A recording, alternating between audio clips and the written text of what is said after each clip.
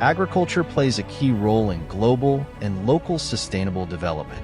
The way we produce and consume food contributes greatly to climate change. At least 1/3 of total global greenhouse emissions from human activities can be attributed to the way we produce, process, transport, and package food.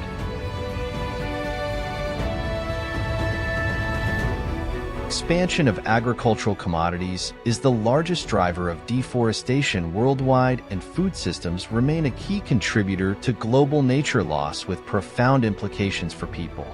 Food systems are key to achieving the Sustainable Development Goals. A substantial funding is essential for transforming food systems to achieve climate mitigation. The prime mission of ADFIAP is to advance sustainable development by strengthening the development finance function in institutions, enhancing capacity of members, and its human resources corporations, and our esteemed speakers representing a diverse range of institutions and countries.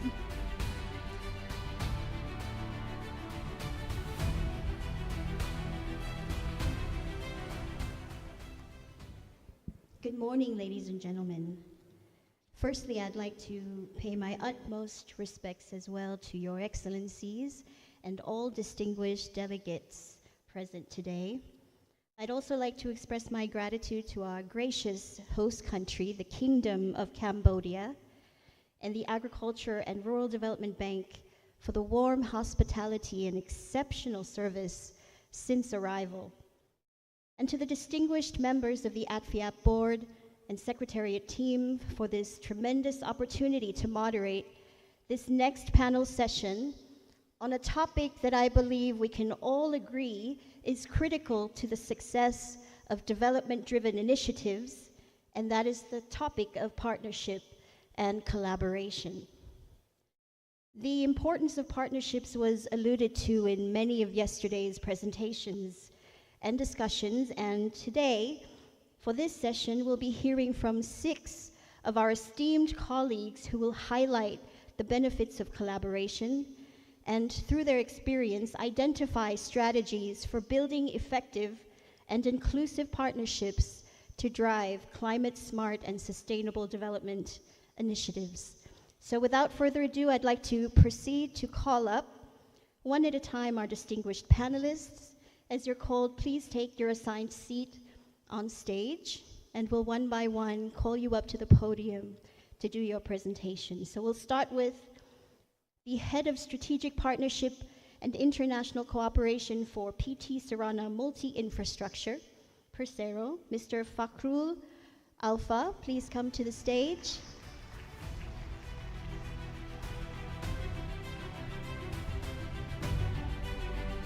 Good morning, sir.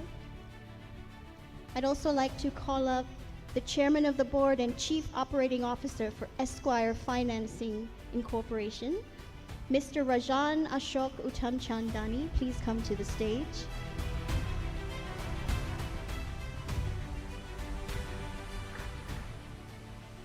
Next, we have the Deputy Chief Executive Officer for Tekun Nasional, based in Malaysia, Mr. Aishamuddin bin Zulkefli. Please come to the stage.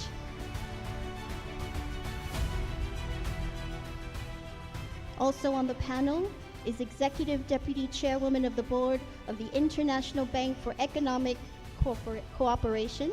From the Russian Federation, please help me welcome Ms. Alexandra Matvieva. Please come to the stage.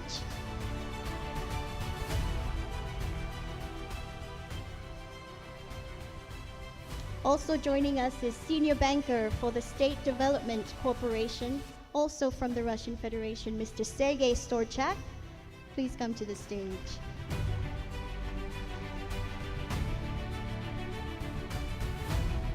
And finally, we heard him yesterday, but joining us once again for this session from the Agence du Français de Développement, Mr. Adama Mariko, Deputy Director of Mobilization, Partnerships and Communication, Finance and Common Secretary General.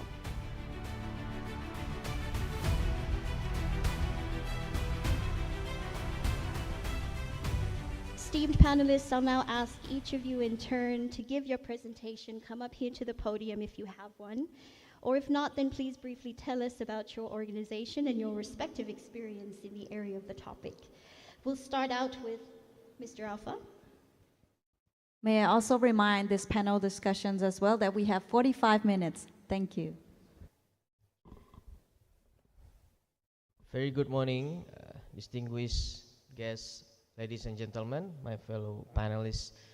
First of all, thank you very much for inviting PTSMI to be one of the panel on today's discussion.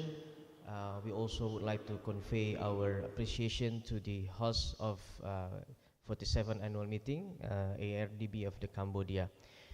This morning, we are going to share with all of you what is our efforts in terms of improving and also implementations of the partnership and also collaboration in the area of sustainable finance.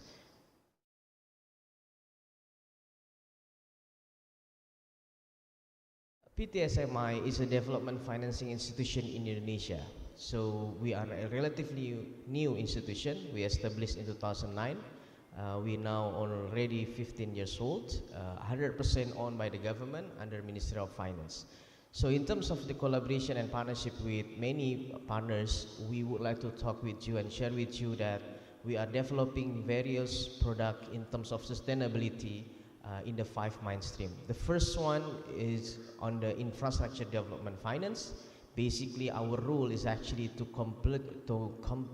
complementing what the banking sectors provide. So, for example, if banking sectors can only lending on short term, we can be able to provide long-term tenor for infrastructure development. We can also have the uniqueness to play more junior in terms of the structures, complementing what the banking sectors have provided. So that's the first thing, that we are actually working together with commercial bank in terms of providing infrastructure financing. The second one is we also have municipal finance, because municipal is actually essential for Indonesian development. Indonesian have around 530 cities and regencies across with the 7,000 island. So we actually supporting municipal government to them to be able to play development in their regions, so we can be able to provide support for project-based loan or program-based loan, and we also can support them in terms of grant money to be able to help them in terms of project documentation. So this is accelerating infrastructure in the local regions that also become the key for infrastructure development. The third point is actually we also work together with other partners in terms of providing de-risking product. It means that we can provide a product that can reduce the risk, so we can be able to get financial close much faster, or we can mobilize private capital in the structures. So in terms of de-risking product, we can be able also to provide a product called investment grant, where there is a donors provide us with the grant money, so we can also supporting the grant money in the project level, so the risk can be reduced. We also provide grant money for geothermal exploration, which actually is one of the high-risk project actually. And that's some of the examples on how the risking product we work together with the partners. And the fourth point is related to the green and climate finance, because SMI is a national accredited entity of Green Climate Fund, so we can be able to assess the green climate funds, and we already kind of set up and also in a discussion with GCF to set up a facility for energy transition in Indonesia. We also set up a facility called SDG Indonesia 1 Green Finance Facility, that is facility addressing for green projects in Indonesia. So that's how the examples on how we work together with partners. The latest one is on the policy-driven finance. This is basically addressing that is concerns of the government related to the development challenge. So in this product we have a national recovery program, for example, in which we can provide a very concessional loan to the local government. Mostly the rate is nearby 0%, so they can still continue the infrastructure development without having disturbs in terms of the the risk of kind of pandemic or other situation. The other important task that we do at the moment is on how we can support the energy transition, which is actually a big task, and we are now trying to pilot one project that we can early retire coal-fired power plant, and we can replace them by installing renewable energy in the grid system. The other important aspect of collaboration and partnership is on our liability side. So that's the first one is on asset side, now is on liability side. The partnership and collaboration that we conduct already benefiting for us in terms of getting concessional money and also having a flexible funding, because as a DFI we have to find a balance between developmental mission and also sustainability mission. In this case, we can enjoy kind of concessional loan from source of fund that is quite relatively cheap, for example from the multilaterals or from Green Climate Fund, for example, but also we can enjoy concessional loan from the government. But we know that these funds actually quite limited. They need some kind of catalytical, they needs to be leveraged, so that's why we have to find it on the market. So we also doing some kind of syndicated loan facility from commercial bank, but also we also issue the bonds in terms of the thematic bonds and general bonds and also global bonds to be able to raise the money in the market, and also becoming the vehicle for institutional investors like insurance company or pension fund that is or would like to invest in infrastructure projects. So that's how we see a lot of collaboration happens in our liability side as well. The recent liability activity that we did is we issued the 700 million sustainability linked loan from more than 30 banks, commercial banks from Japan, Taiwan, Singapore, that would like to support Indonesia through this kind of facility. So that's how we see the collaboration on the liability side. The other important aspect as well on the partnership is that we are involving and establishing a platform called SDG Indonesia One. This is a blended finance platform that we already supported around 117 projects so far.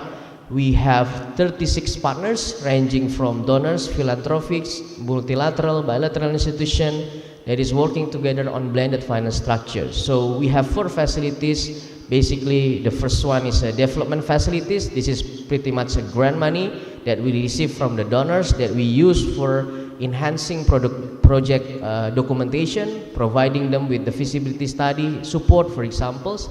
And we also have a de-risking product, also in the form of grant money. We also have a financing facility where our partners can work together with us on the same projects, and we also have equity. So we have a commitment around 3.2 billion US dollar from the 36 partners so far in the form of blended finance. And this is one of the tools that we see very effective in terms of addressing development challenge so far. So the other important aspect for the collaboration is when we see the program or the project is not going to be very sustainable in terms of financial aspect. So in this case, we will actually try to put some kind of government assignment here. So government will assign PTSMI in the form of special mission like this. So in this case, we have 3 examples. The first one is our National Recovery Program.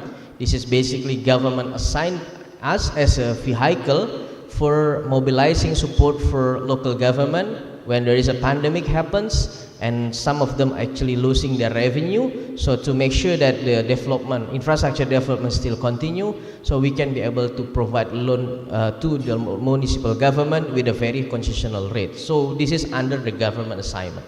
There is also a mechanism for SOE restructurization, so state-owned enterprise restructurization. Because of the pandemic, some of the SOE in Indonesia, they have quite heavily impacted by the pandemic, so we have to help the SOE in terms of restructurization.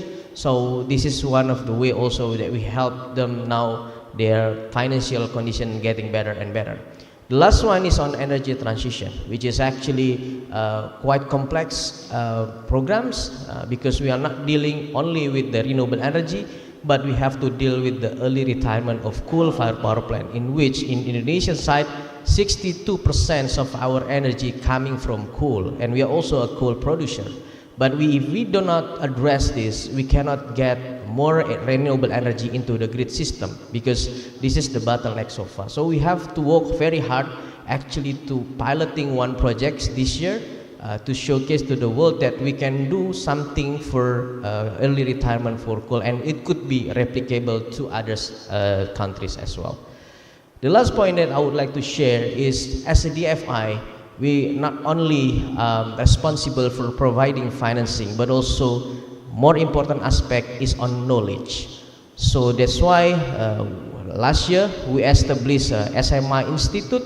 This is an institute to actually provide knowledge to local government, to our clients in the form of research, capacity building, and as well as the other activity related to the increasing awareness of ecosystem enabler, I would say, because if we are talking about financing, it's not only talking about structures, but how you can prepare the project better, and how we can have a policy better to make sure that the infrastructure financing can happen at the later stage. So this is our responsibility, and we work together with our partners as well to provide knowledge, not only providing support for financing.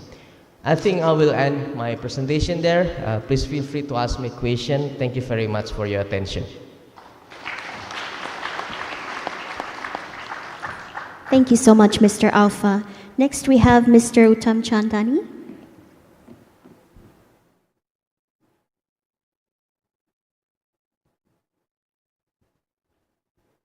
So good afternoon, everyone. First, I'd like to thank our host, His Excellency Dr. Kautak from the ARDB. Thank you for having us in the beautiful Sofitel Hotel this afternoon.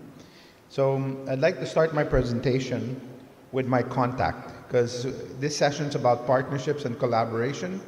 You may scan my QR code to get my contact details, because I believe your network is your net worth. And so for everyone in this room, I'd love to connect with you at some point to see how we can work together in doing something together. So the Philippines today is probably one of the rising stars in Southeast Asia. We're probably expecting between 7 and 8% growth over the next 5 years in our GDP. We're also going to cross the $3,500 GDP per capita mark. We should be closer to 4,000 by the end of 2028. So one of the things that the Philippines has been struggling with is the agriculture sector. Coming from a majority of our GDP in the 70s, we're down now to about 9.8% of our GDP coming from the agriculture sector. But the services in the BPO industry, as well as the OFW, as well as the foreign remittances that are coming into the country, is actually what's fueling the economy in the Philippines. Inflation is controlled. We have our headline numbers at about 6.5% for our interest rates, but our inflation rates have come down to about 3.5% in the recent months. So the financial sector has about 13,000 banking offices. We have about 85,000 e-money agents through the mobile wallets, with GCash and PayMaya being the leaders in the mobile wallet game.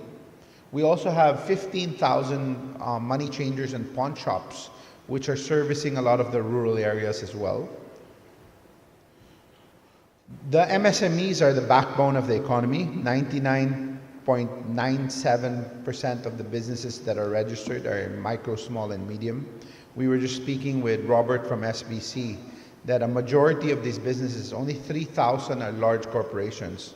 And one of the goals we have together through this conference is to try and set a goal of doubling our large-scale businesses, doubling our medium-scale businesses, as well as increasing our micro and small businesses in terms of graduation. So we're exploring dedicating a certain fund from our book to be able to double the expansion for the medium to large and small to medium. So, being in conferences like this, being in collaboration zones like this is actually very beneficial, not just for us, but nation building for the country as well.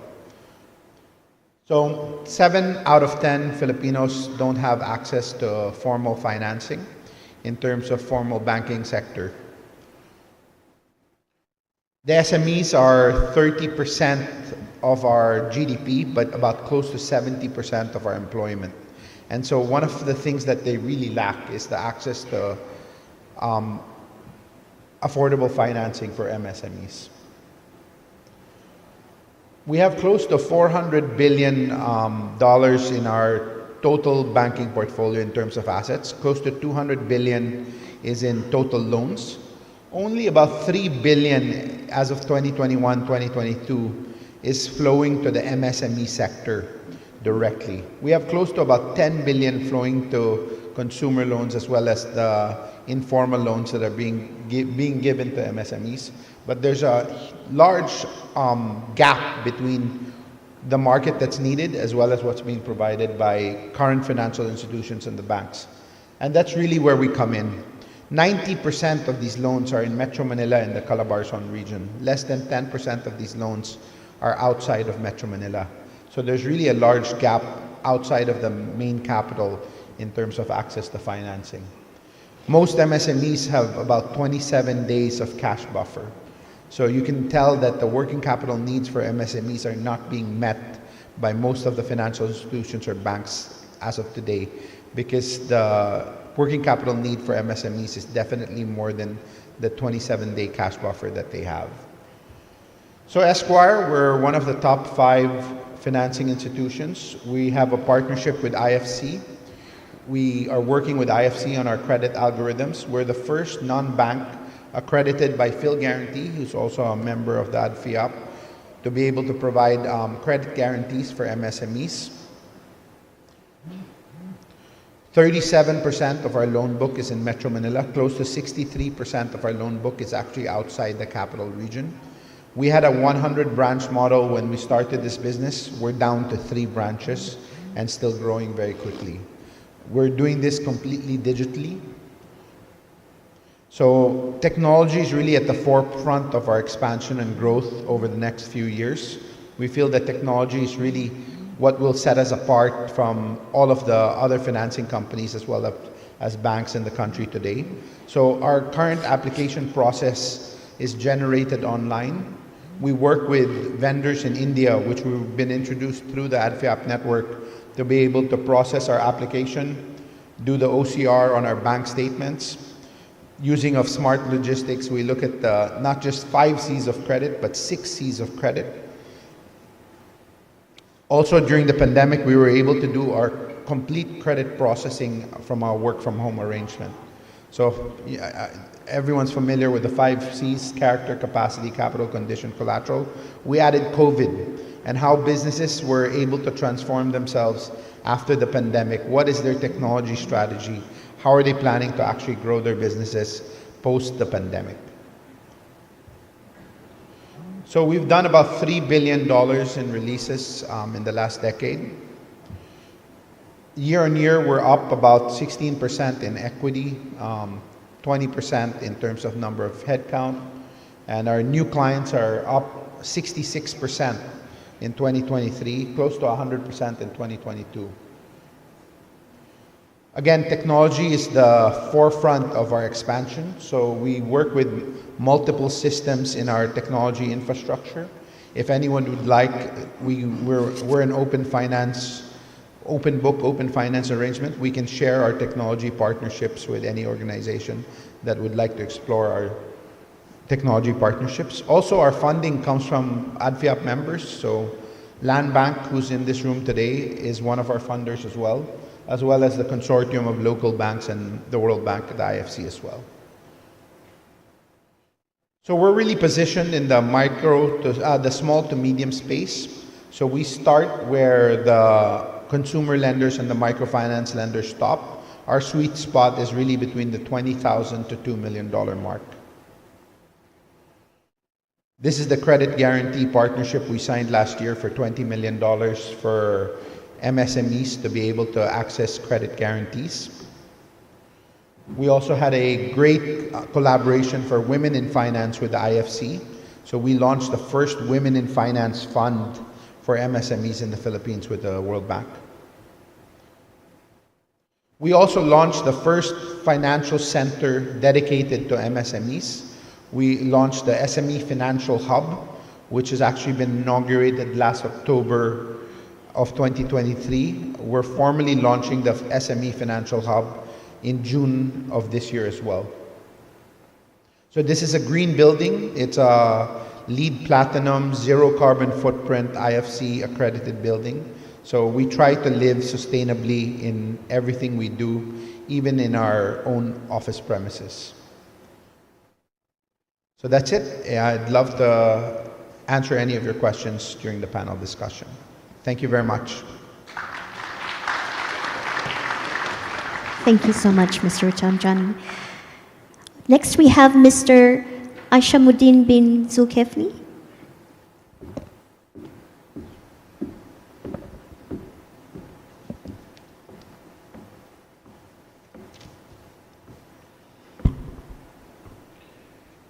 Very good morning to all distinguished guests and delegates, ladies and gentlemen. It is my pleasure and great honor to be invited as one of the speakers in this distinguished event. Thank you very much to the organizing committee for inviting me. Allows me to introduce a little bit of about my background. My name's Mr. Aisham. I am a Deputy CEO of Tekun Nasional Malaysia. Together with me is on the floor, Puan Suhaili. Tekun Nasional. Where do I go? Is it? Very good.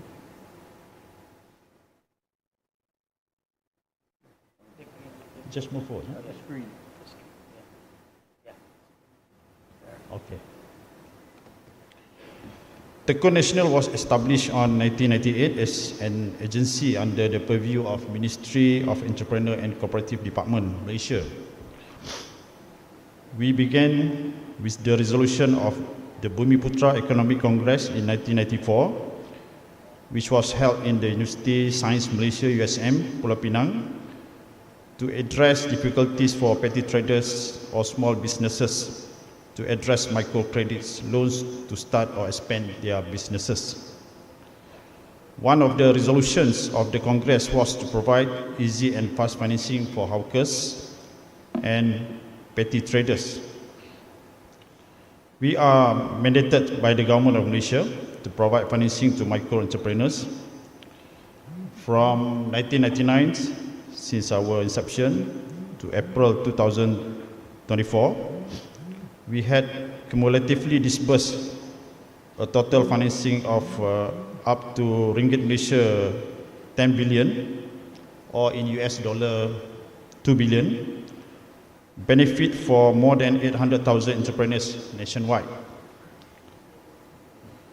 In Malaysia, almost all micro entrepreneurs knows Tekun because of our unique approach.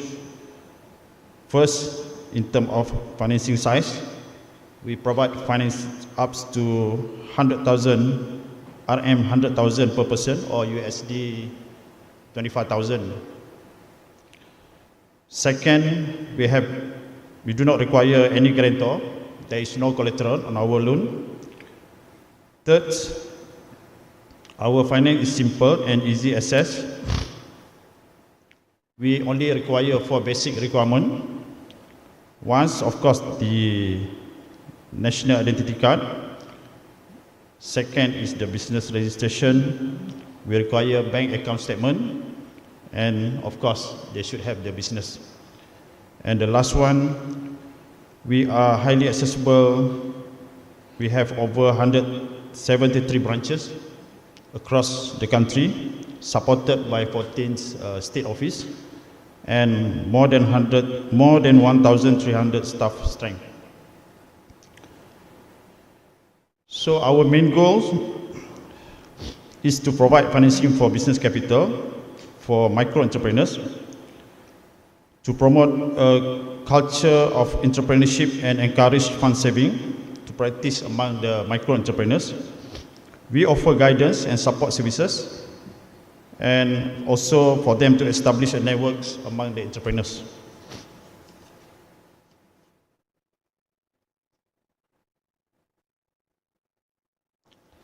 Ladies and gentlemen, there are 4 types of collaborations that I may highlight here.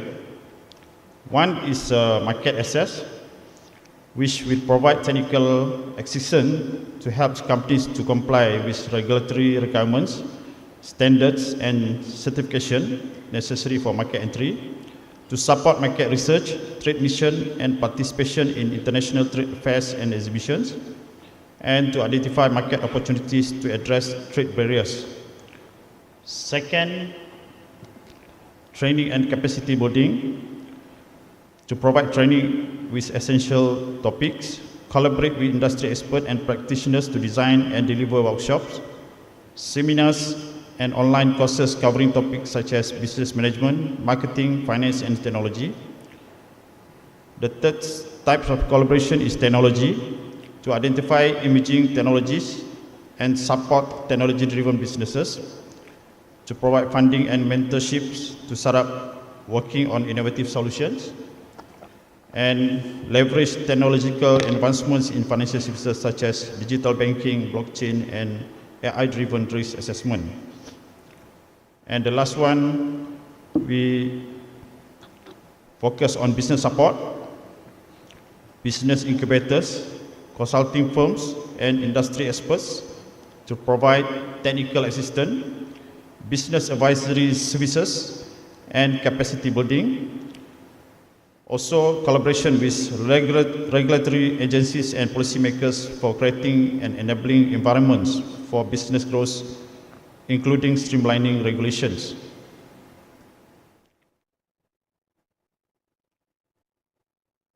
Let me share of Tekun partnerships and collaboration. We partners with many government and agencies from various ministry and state government. Even though we are under Ministry of Entrepreneurs and Cooperative, the short form we call it KUSCOP, we partners with other ministries such as Higher Education Ministry, Sport and Youth, and many others, including all state governments, which would offer us regulatory framework and policy support. We may have access to data and policy expertise, and we have valuable insights into the latest scientific development relevant. We also partners or collaborate with private sectors such as TikTok or Maxis for digitalization or market access. We also partners with finance institutions that can provide funding for scaling up initiative. We have a program specifically for our micro entrepreneurs. We call it Groom Big, where we partners with some of the finance institutions. We have achieved a total of about US dollar 3.7 million, which benefit about more than 120 persons or entrepreneurs. We also partners or collaborate with NGOs such as cooperative, business chambers, hawkers and petty traders association, that they will represent the community interest and advocacy, and as well as create a business network.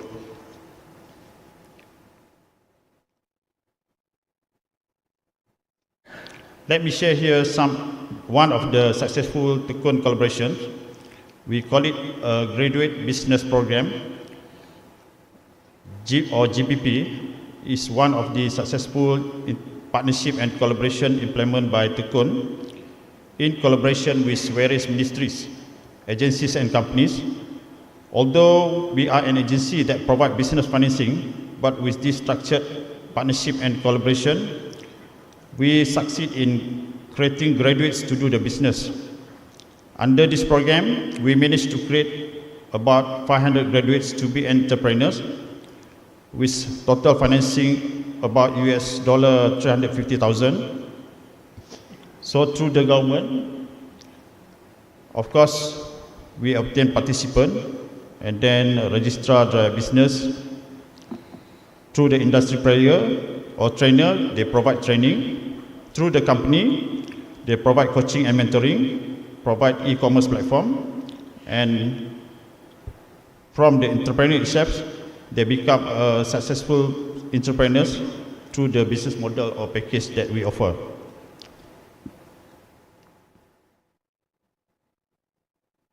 Right? Here, I just like to highlight there are 5 significant elements that I can share in terms of partnership and collaborating here.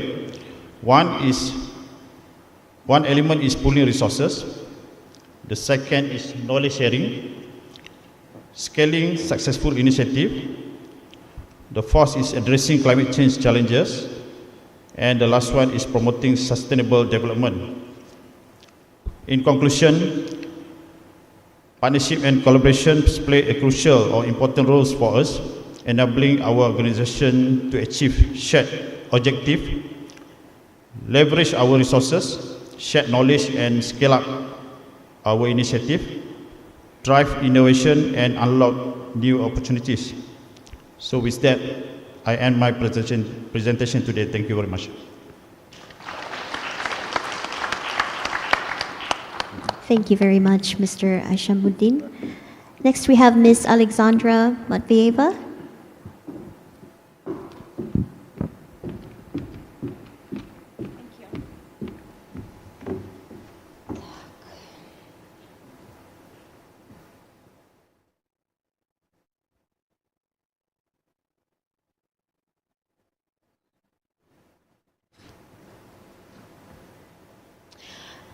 Dear ladies and gentlemen, dear colleagues and partners, it's an honor for me to be here today and be a guest for this important session for collaboration and for cooperation between financial institutions and multilateral development banks. So, International Bank for Economic Cooperation, the cooperation is already in the name of the bank, and we are here to find the ways of mutual cooperation with development banks. So our bank mission is to develop international supply chain and contribute to the sustainable development. Our business profile focuses on development of trade financing, and our main expertise is trade finance. So actually the bank is a multilateral financial institution with 60 years old history. Currently we have 3 shareholders. It's Vietnam, Mongolia and Russian Federation. Oh, yeah. I'd like to show your attention to this slide, which shows that we are very different, and each of the bank has its own competences, products, and range and scopes. So here you can see that International Bank for Economic Cooperation has a full range of products. Our main focus again is trade finance, but we can be complementary bank and partner for big investment projects, and we can add our services and tools in order to reach our mutual goals. As an example of the transactions for the sustainable development, I would give you a couple of examples which we did. For example, in Mongolia, International Bank for Economic Cooperation supported green loan programs for small and medium enterprises through our partner bank, Trade Development Bank, Mongolia. Another example is support of transport and logistic infrastructure. So we also support delivery of electric cars from Korea to Mongolia through financing through Transbank Mongolia. In Vietnam, we financed development of the logistic construction and development center in Hanoi. And we actively support and develop the medical delivery and pharma sector for delivery of goods in Russian Federation and in other member states of ADB. So here you can see our proposal for cooperation with different development banks by means of co-financing, syndications, trade financing of the full supply chain. Thank you very much.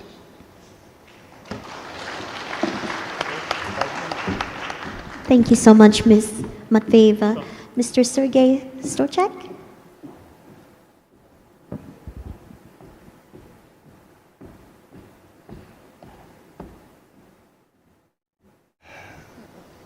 Good day to all. First of all, I would like to say that there will be no presentations, so your eyes can have a bit of a rest. But be very, please pay attention to my words. The words I consider much more important than the slides. So, our moderator had a chance to say that yesterday we discussed quite a lot about the topic of our agenda during these sessions. Yes, a lot, having in mind that if we discuss, for example, blended finance, it means that without strong partnership, without many participants, any project based on the financing, on blended finance, cannot be implemented. In our case at VEB, when we use blended finance, and it is called project finance facility, or we call it factory, but it's facility. Normal case when at least 10 participants are participating. So it means without close partnership and collaboration between stakeholders, it would be simply impossible to reach the aim we agreed on at the beginning of the project. But I'm not going to describe our work. I'm here today just to attract the attention to a bit broader thing. I'm going to speak about multilateral cooperation. Multilateral cooperation at large, meaning at the macroeconomic level and macro-political level. At this stage of development of global economy, multilateralism is not an option. It is not an option, absolutely. It's a necessity as we looking for a more equal, more resilient, and more sustainable world. Strengthening multilateral cooperation is in interest of both nations and people, both business and our clients. The ADFIAP clubs, as our club, ADFIAP, have both the capacity and responsibility to open new pathways to global cooperation and strengthen multilateralism. There are three elements that could help our club or our clubs to be of added value in the reaching these important aims. First, strong reliance on global public goods and benefits of cross-border cooperation with a multilateral system, the system which seeks and able to minimize spillovers and negative outcomes of unilateral measures.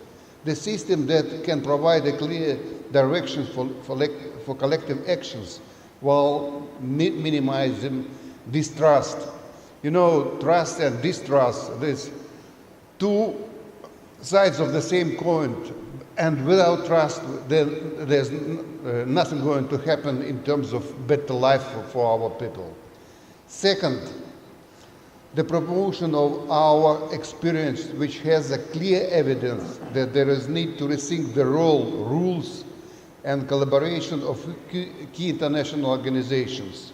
Existing multilateral arrangements and global economic governments in order to make the multilateral system work better.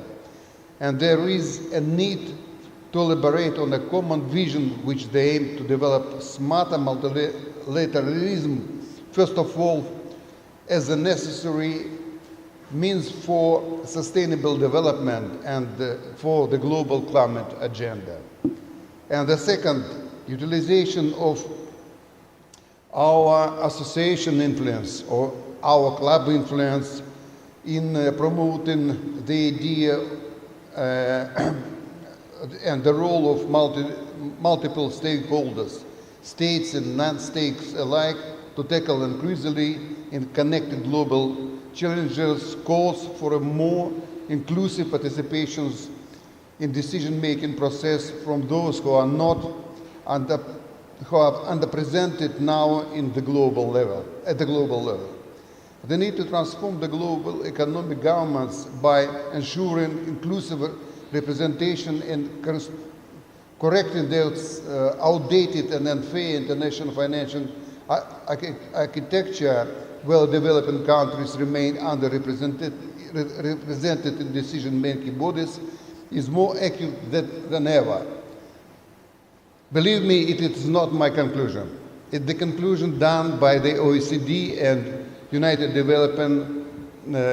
Nations Development Program in their recent report devoted to the outcomes of activities in light 20 years by G20. So the time for collective actions is very high, and I think that our club, our associations can be of great support in these activities, in enhancing cooperation and partnerships globally, not only locally in these regions. And in conclusion, I'd like to attract your attention to more pragmatic issues. One, devoted to the fact that United Nations Development Program with the G20 representatives worked together to generate country-level data and insights on SDGs-aligned investment opportunity areas. I would like to repeat, investment opportunities areas. It's something new in decision-making process. There is SDG investor maps in 20 development countries, identified nearly 350 of such IOAs, specific subsectors and business models, which are both commercially attractive and help translate SDG needs into investment opportunities. I believe that we as DFIs need to look at these IOAs having in mind our experience and knowledge, especially in terms of financing development processes.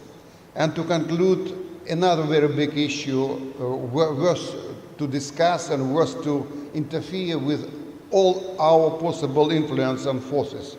This is the field of interbank correspondent accounts. There's a strong tendency, which started after the global financing crisis, to decrease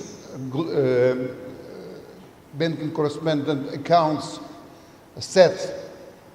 It's a big issue, and I know from the report from Financial Stability Board that the banks of this region, East Asia, South Asia, economies and their credit institutions suffered a lot in terms of the fact that bigger banks in developed economies start closing the correspondent accounts of local institutions. There are a lot of reasons why it is happening. I am not going to repeat them, but believe me, there are quite a lot, and they not always political one. In many cases, they are based on purely commercial basis judgments. But without comprehensive, reliable network of correspondent banking accounts, is rather problematic, if possible, to have multilateral finance cooperations and partnerships in the context of what we are discussing here. It simply wouldn't work. Without bank correspondent accounts, we cannot transfer money and we cannot reach our sustainable development goals and fulfill our commitments in terms of global climate agenda. Thank you for your attention. Thank you very much, Mr. Storchak. And finally, Mr. Mariko.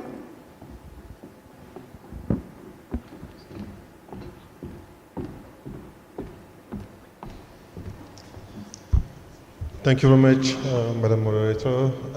Good morning to everyone. I think we all agree here, partnership is really useful, and this is partnership actually what we are doing here. Sergey just said that partnership is not a luxury, it's a necessity, and I totally agree with that. Actually, I was about to tell you, if you think partnership is expensive, try isolation or try ignorance. I mean, it's pretty much the same. We need partnership because it brings also the knowledge on how we operate, and it shows also our difference as public development banks somehow and how we work with the others. I just want to take this opportunity to tell you a little bit about the AFD, the French Development Agency, which I represent here as Deputy Executive Director for Mobilization and Partnership. In 2015, actually, there was a big strategic move within the French state. At the time, France was negotiating the Paris Agreement, and to fulfill the commitment on raising the objective of climate finance from the country, AFD has been asked to raise its commitment by 50%. So we had to move from 8 billion a year to 12 billion a year. So you don't do it in like that, or in 2 years or 3 years. And we had to do that in a short amount of time. And so the strategy at the time was that we have totally redefined the strategy of the bank and putting the partnership in the middle of the work process, meaning the partnership by design. And that was pretty much written like that. What does it mean, partnership by design? It has to be typically a strong management decision, explaining to all the people in the bank that doing a project with a partner is better than a project alone. It was the way to also assess the project decision. It has to be at least to try to have a partner. So the result of that is that by doing this partnership of design, by design, the bank, AFD at the time, succeeded to have 50% on all the commitments still now are made with other partners. 50%, between 40 and 50% of our projects every year. And I'm speaking about 12 billion to 14 billion every year. So 50% of the projects that we do, between 40 and 50%, we do it with other partners. The second result we have noticed is that by fixing the partnership by design, it brought the cooperation, the co-financing with the World Bank, for instance, to 30 billion in 5 years. Co-financing between AFD and World Bank reached 40 billion portfolio, 30 billion portfolio in 5 years. So that's also typically, the fact that you put it in the process and you make it in your process decision.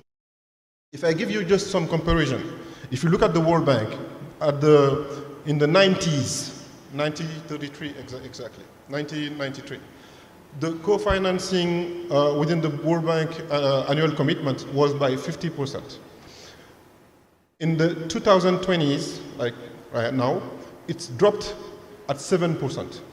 It means that at some point the World Bank, at the time throughout the 30 years, had closed itself.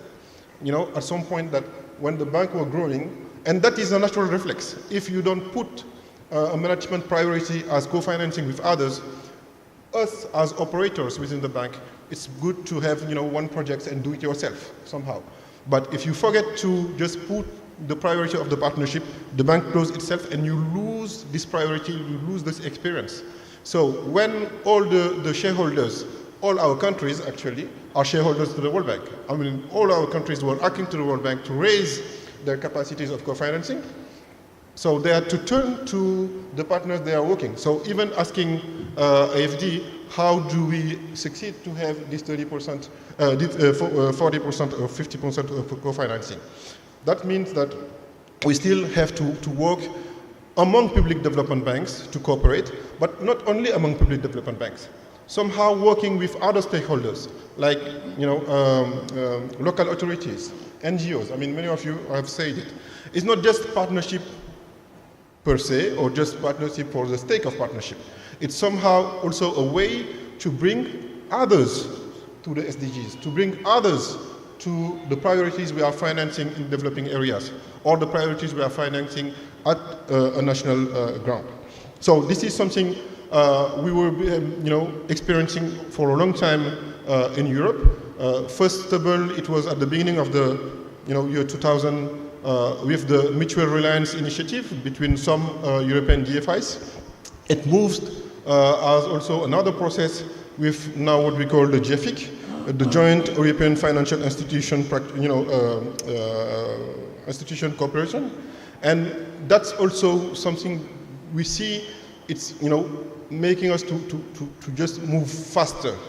As we are saying, the scale of the project and the scale of the financing is really useful to go fast. So how do you go fast? Is that you know that you have a partner on which you can rely on. You have mutual procedures. So the mutual procedures is that it doesn't come just in one day. You have to work in the long term. So partnership is also an investment where you can, at some point, gain efficiency by the time, because you can go on big projects without even putting an investment with your own team to assess the projects. Another partner will do it and you will co-finance. So working among public development banks is also what ADFIAP is doing. I mean, this is a greater example of partnership we can have. Sharing the knowledge, bringing national perspective on how we do business, what are our business models, how do we share on these tools, etc., etc. So some examples also I can share with you. There is this club of public development banks, called IDFC, the International Development Finance Corporation. PTCMI is a member of this, but also you have BNDES from Brazil, DBSA from South Africa. You have some banks from Morocco, JICA. You have CDB from China. You have also AFD and KfW, etc., etc. So those banks has worked a lot 15 years ago to have a mutual taxonomy on how to assess their climate finance. It's called the Green Climate, what's the name again? Green Finance Mapping, actually. The Green Finance Mapping, it helps those banks to share the same process and the same way to declare their climate finance with also the multilateral development banks. And it shows that jointly, when they put their effort together, this club of 26 banks, they would declare in 2022 288 billion of climate finance. It's 5 times more than what the MDBs are doing. And that's also where the national development banks collaborating can bring big success. That's also what we are trying to do within the Financial Common movement. And now I'm taking my hat as Secretary General of Financial Common. And just the fact that everything we are discussing here is just a way to go bigger, bolder, and better together. So my final words are that partnership, and tell it to your people in the banks, because partnership is fun at some point. Because somehow, even yesterday we have all this discussion. This is all about also how to foster partnership. But partnership is also more efficiency. It gives you the capacity to do, as I was saying, faster, bigger, with others. But partnership, at the end, is human experience, and how you go through this process, even seconding people between two banks, or just having this knowledge sharing, these working groups, and building friendship. And as I'm doing it for many years now, and you too, we never disagree as development banks among ourselves. because we have the same target. If we see that as a group of also friends, mind-like people, I think partnership has beautiful days to come. Thank you very much. Thank you so much, Mr. Mariko. Colleagues, I'm very cognizant of time, and I certainly don't want to stand in the way of hungry stomachs and lunch. But I'd like to open it up to the floor if any delegates have specific questions for any of our panelists, or just a general question you'd like to throw out that they may be able to address given their experience in the topic. Any questions at all?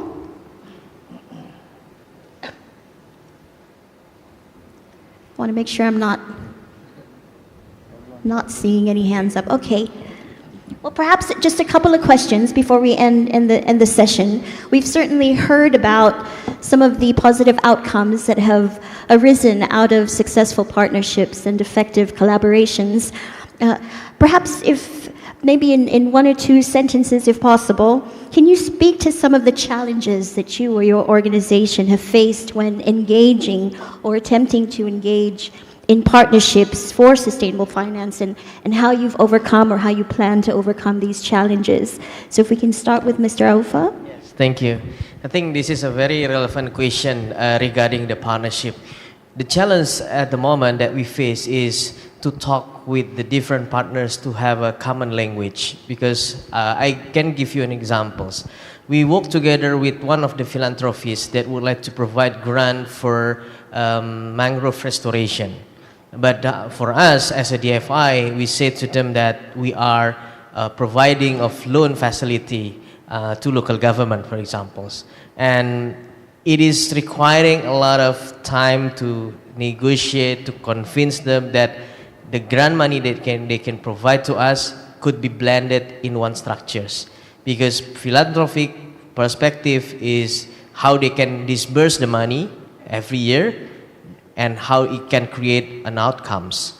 So how it still can be blended in one structures. This is the way we have to convince them. We have to show that it can works. So it requires 2 years just to convince them to provide some grant money to us, and then we can blend it in one facility.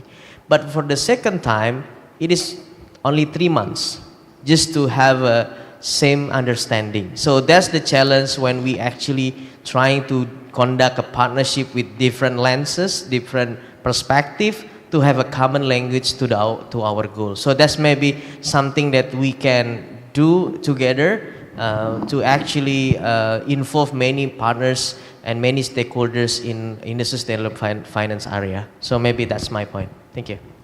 Thank you so much, Mr. Aufa. Mr. Uttamchandani, you talked a little bit about the financial and economic landscape in which your organization operates. Can you also speak to maybe one or two challenges you've encountered and how you've overcome those challenges? Sure. I think with every partnership and collaboration, you're dealing with different cultures, you're dealing with different organizations. So one of the things that is important is setting up the goal for the partnership, as well as setting up flexibility measures within the organization. When you have a common goal, when you can speak the same language with the same culture, then achieving the partnership is very easy.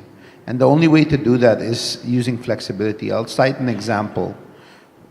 Being the first non-bank to have access to IFC funding in the Philippines, as well as being the first non-bank to be able to have access to credit guarantees, we had to adjust what these organizations were looking for. We had to be flexible in terms of what we needed to report, as well as be able to provide to these organizations to make this partnership work. And I believe paving the way for other organizations with these organizations is important for every business to do. And so being flexible, I think, is probably the most important angle to making a partnership or collaboration work with another organization. Thank you so much. Mr. Ashamuddin, just kind of listening to your presentation, you seem to deal with a lot of private sector and public sector entities in your partnerships. Can you speak a little bit about what key considerations we need to keep in mind when selecting partners for successful collaboration? In my opinion, there is no business that we can do it alone. It has to be together, win-win situations, and of course, we should succeed together, isn't it? So if we look at the business model as a whole, from the smaller perspective to the biggest, I mean, from the government to the bottom, the peoples, of course, in my context is the entrepreneurs, it is related to each other. So one of the biggest challenges that my organization face is the financial allocation, for example. So based on that amounts, then we enable us to provide the loans to the entrepreneurs. Of course, we do expect good feedback or good positive collaboration with the entrepreneurs, for example, in terms of repayments. That's a simple way of we look at it. And to the others, probably to the government, for example, ministry and all that, of course, on the policy matters, right? So how we should address in accordance to the needs of the industry, the requirements of the entrepreneurs.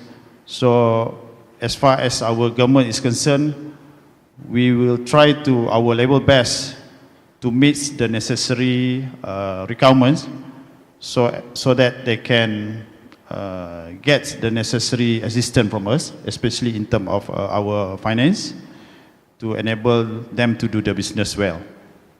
Thank you. Thank you so much. And Ms. Medvedeva, the same question, but perhaps from your perspective in dealing with multilateral relationships, what are some of the key considerations that you bear in mind when you're selecting partners for partnership? Yeah, thank you very much. I think now it's very important to have a wide range of partners, and both in multilateral financial institutions and of course commercial banks are also key here, because for example we have access to finance small enterprises, not directly but through the commercial banks. So we provide a loan to commercial bank, and thus we also meet this SDG goal to finance SME sector as well. And another key point for cooperation with commercial banks is correspondent banking accounts, which is also key to be able to disburse and to receive the financing back. Thank you so much. Mr. Storchak, you brought up some very valid points, and I appreciated your sentiments, especially regarding trust and distrust. Certainly in the credit world, trust is very important. But if you could comment a little more about the political and maybe regulatory landscape that some of us have to face, and perhaps how the regulatory landscape or political landscape can sometimes be very prohibitive to partnerships and collaboration, and perhaps some ideas you might have to overcome those. Well, thank you very much for this particular question. Especially second part of it, devoted to regulation. We just mentioned quite a lot, not discussed in details, but mentioned quite a lot about blended finance practices, which is going to be the cornerstone of climate financing in coming years. I believe simply there's no way but use blended finance, having in mind that we need to private sector participations, and we cannot rely absolutely on state money or philanthropic money. And this is where the regulators are hesitating. They're not interfering with the speed and the activities worth enough for recent stage of activities, of necessities, I would like to say. We still lack regulations devoted to the blended finance. And I believe it's not only my own view that blended finance need to special regulation because it's mostly about de-risking.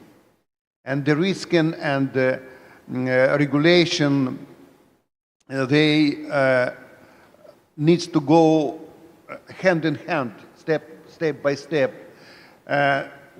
Unfortunately, there's no sign that regulators at large, at global level, even so they set up a special network for green global finance system. You know this network. They are already 2 years old, but no good news that there's really big job in setting up new rules and regulations devoted to the blended finance at large scale, at global level.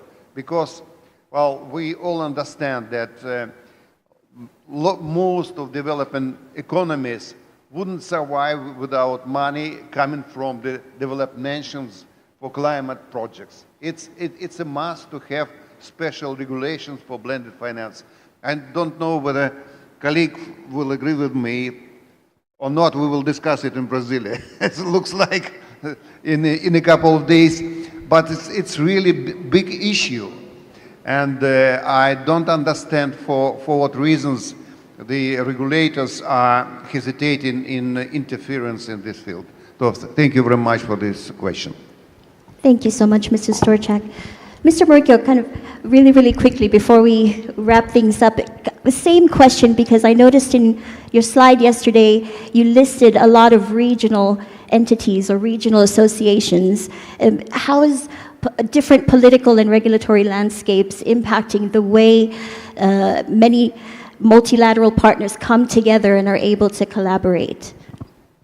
Oh, that's an excellent question. That's yesterday, just for your information, IMF board have validated the SDR channeling to MDBs, right?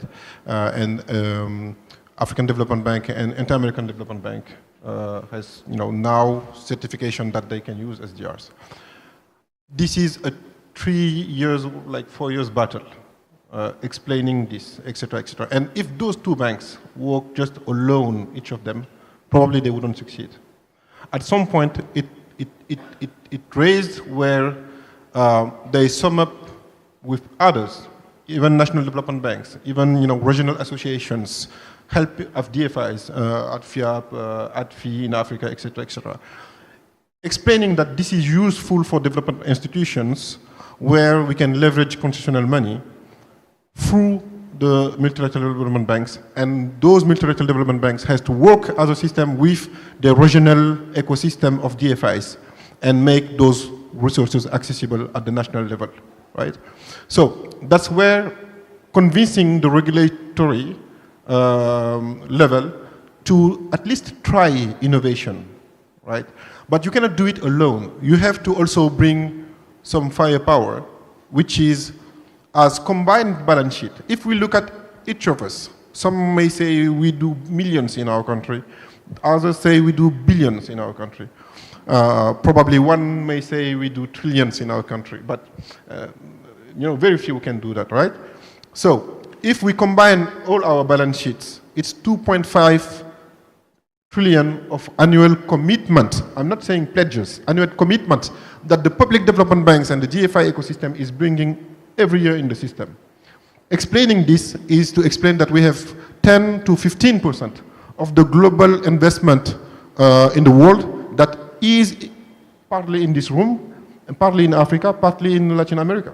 And explaining this as one group can change the discussion we have with the regulatory system. I'm not saying that they will do, but they would at least see us in another way than just having one bank discussing with its central bank in its country. Discussion can be short at the time. But let me stop this. We can continue this later. Thank you. Ladies and gentlemen, please help me thank all of our esteemed panelists. Thank you all so very much, and that concludes this session. Ladies and gentlemen, please give a big round of applause to our first session of the day. Thank you so much to our moderator. And now it is the time for the certificate handover. So may I please invite Mr. Taimang Jansen, ADFIAP board member and chairman of Development Bank of Samoa, to be on stage to do the honor of handing over our appreciation certificate to the panelists and the moderator for the first session of today. Please welcome, sir.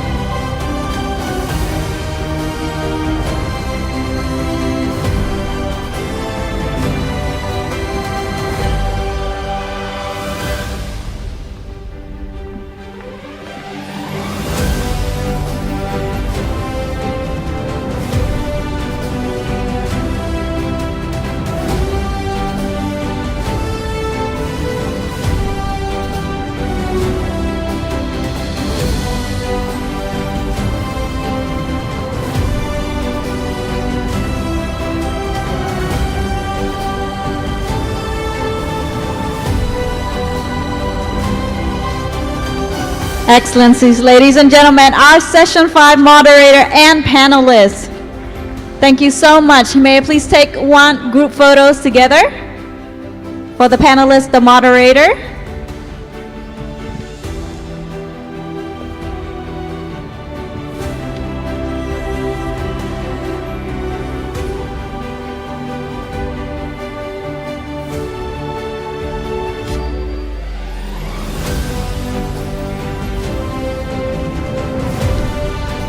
Ladies and gentlemen, we have successfully concluded our Session 5 of Day 2.